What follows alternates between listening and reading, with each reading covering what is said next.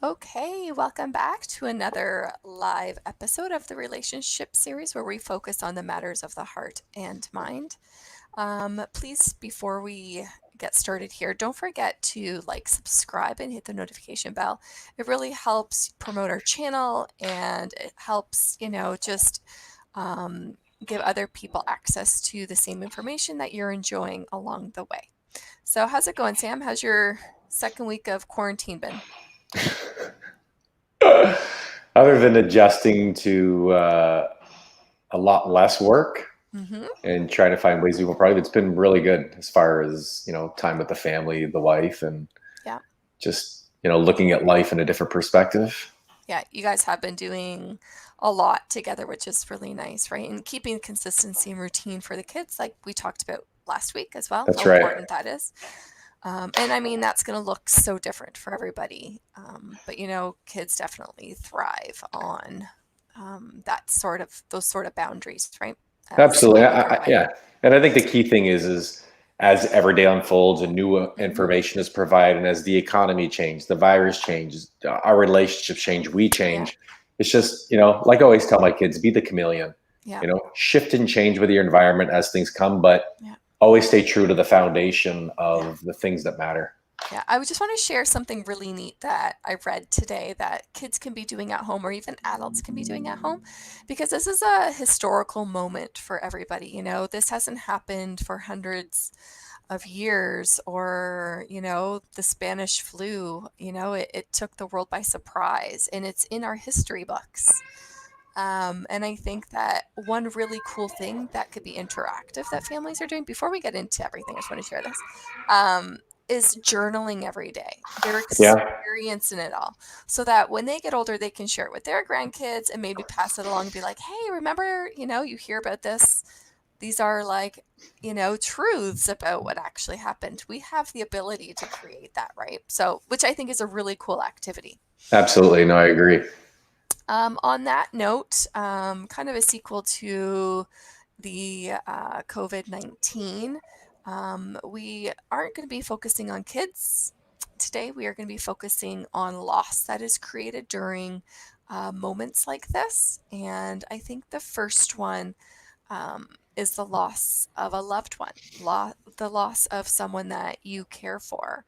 And I think that it's the unpredictability of it, and it's the time that you haven't been, kind of wanted to deal with, or, weren't presented in the right way, I guess you could say.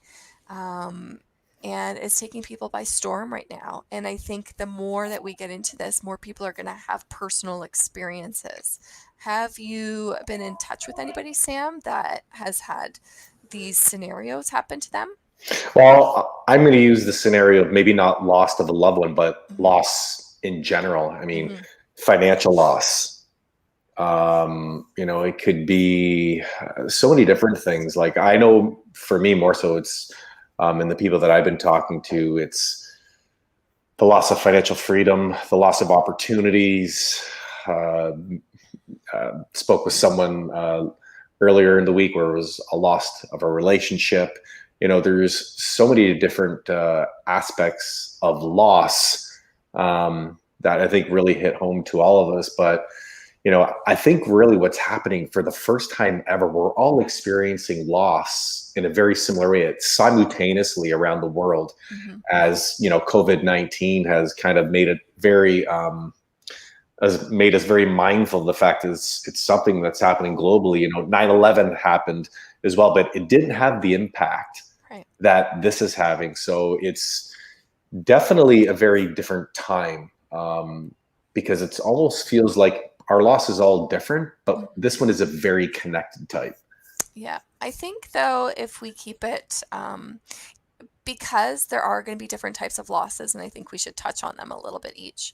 The preparedness people don't have when your loved one is affected.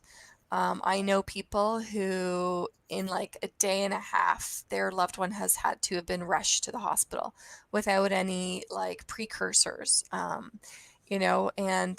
they can't be with them. They're everything is out of their hands and out of their control.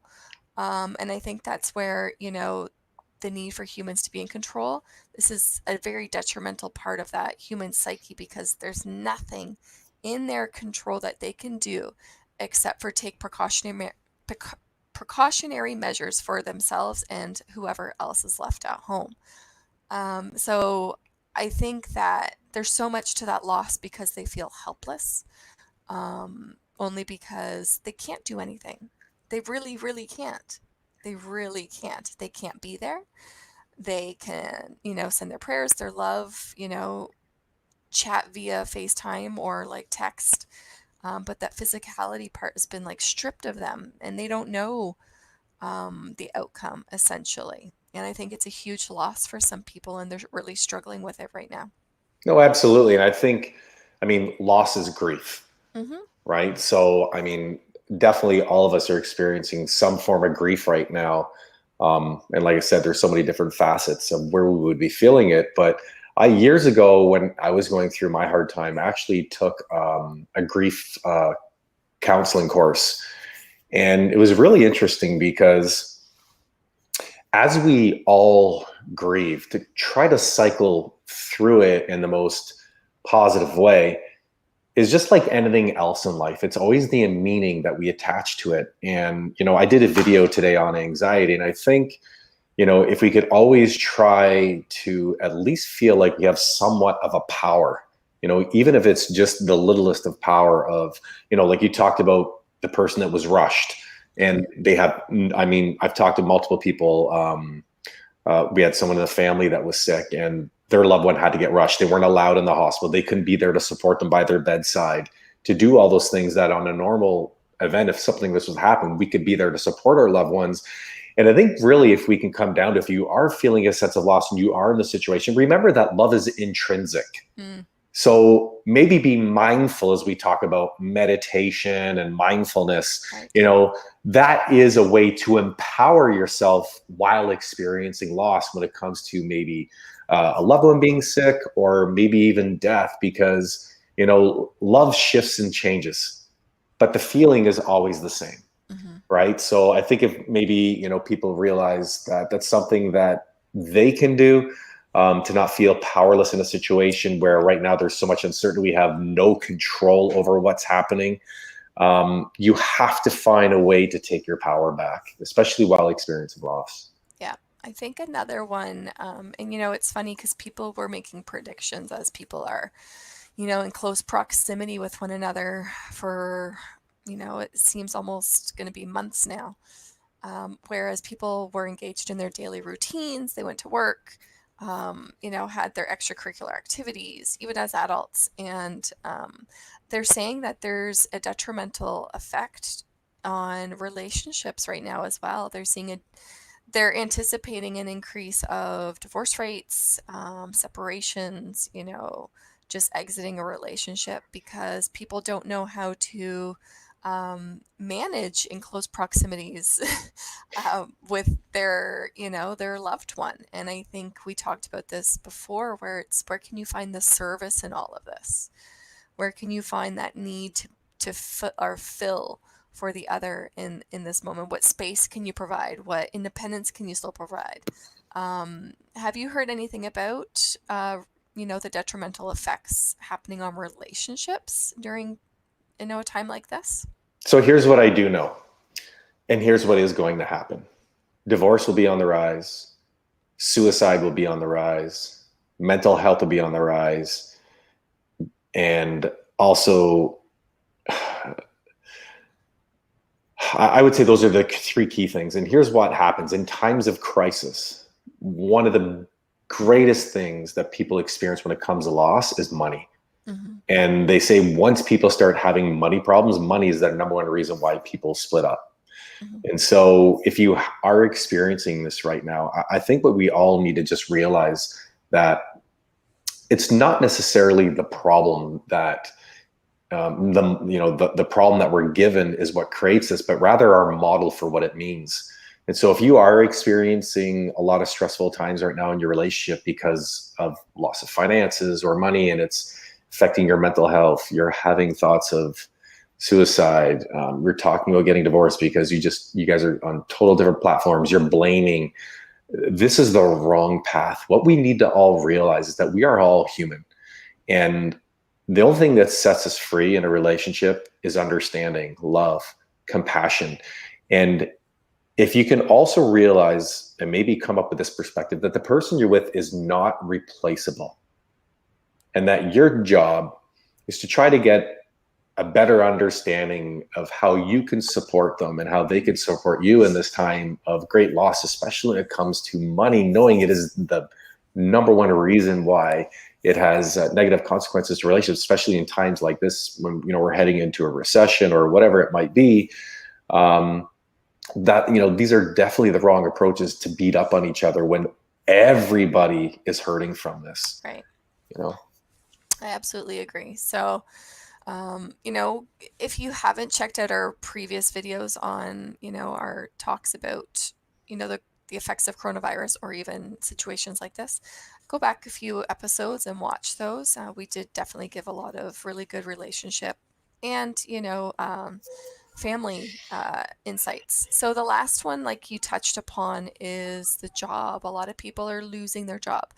And I think, as you said, like mental health, suicide, those types of, contributors, I think those will be on the rise as well because of the loss of that security, a loss of, knowing that they'll have a roof over their head, knowing that they were self-sufficient at one point, knowing that they were the provider. And a lot of that is being stripped away from people. And the loss of a job or income, I think you're also going to see a rise in mental health and suicides and whatnot as well. No, I agree. And back in 2008, there was a multi-billionaire in Germany, and his net worth was like $12 billion, and Mm, it went down to eight. And what did he do? He put himself in front of a train and killed himself because he yeah. felt like a complete failure. So I think really what it comes down to is we all define loss differently, especially when it comes to a job or a business or whatever it might be. And what it comes down to from a human need perspective is the feeling of not being significant, Yeah. right? So significance isn't, in a negative context where we're speaking about loss, going from 12 billion to 8 billion, or someone who has a multi-million-dollar company going back down to 100,000 there. But we need to understand that these are the ebbs and flows of life. Hmm. And it's not necessarily that you're a failure, but rather the fact that you're choosing to fail to see what you need to provide yourself while experiencing loss. There's a whole process of the grieving process when it comes to loss. And Hmm. maybe just if you are experiencing this, whether you have a job, you got laid off, or maybe you're not making the money that you had, or maybe you have a business like myself, where I could be in jeopardy of maybe not getting paid from clients, and whatever these things might be. What you really need to do is just focus on some of the things that you still have the capacity to control. You still have the capacity to influence, right? And then if you are going to experience loss in some form from this, use it as a form, or use it as a learning tool of Hmm. something that maybe not will propel you to where you want to go today, but would rather make it even better than what it was before some point in the future. So, there's some statistics that have been coming out on Bloomberg that, they're expecting 30% unemployment in the US. Like, you're talking depression levels. Yeah. Here we've already had the highest jobless rate ever in Canada's history. And it just keeps going on and on. I'm talking to multiple companies that I'm coaching, and they're talking about downsizing. We have friends that have lost jobs, and like, this is just the start. This is just the beginning. So what you need to do is just find a way to empower yourself while experiencing loss. You can do that by being kind to yourself. You can do that by being compassionate to what you're going through. You can do that by connecting with people or getting a coach or helping someone, to walk you through this as you go through the steps of the things that we're all about to experience. And, we're all in this together in some shape, form, or another. And let's just find a way to turn loss into something that will be something beautiful one day down on the road. Hmm. And I think, just to end on another note before we end the broadcast, is like Sam said, so whether it's loss of a loved one, loss of a relationship, loss of a job, you have to find the meaning behind it. You have to find how you can pull that strength within you and make it something, that you never thought that you could do. For example, if you lose a job, what is it that you love to do that you can turn into a passion project or something that you can turn into a business? You have to look internally to do the reflection, to create the extension, to be the new you.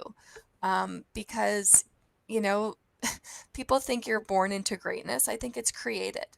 And it's created by you by digging deep, and looking at your losses as strengths, looking at your losses as for gratitude. Because I know for myself, there's been so many losses where if I didn't have those losses and I didn't look intrinsically, I wouldn't be here today where I am, doing the things that I'm doing, and multiplying it now because it's like, oh, I can do that. Yes. What about this? And you have to have that strength within you to do it.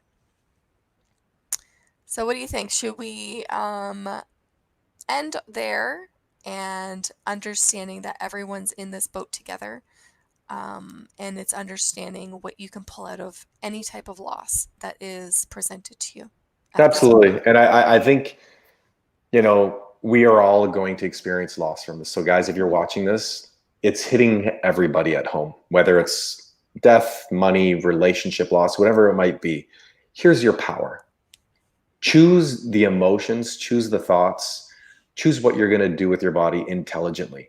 That's your power, Mhm. because it's not what happens to us in life, but rather how we react, respond, and the meaning that we attach to it. Yeah, I agree. And on that note, this ends the broadcast of the relationship series. Please don't forget to like, subscribe, and hit the notification bell. And share this with anybody who you know is struggling during this time. Ciao for now.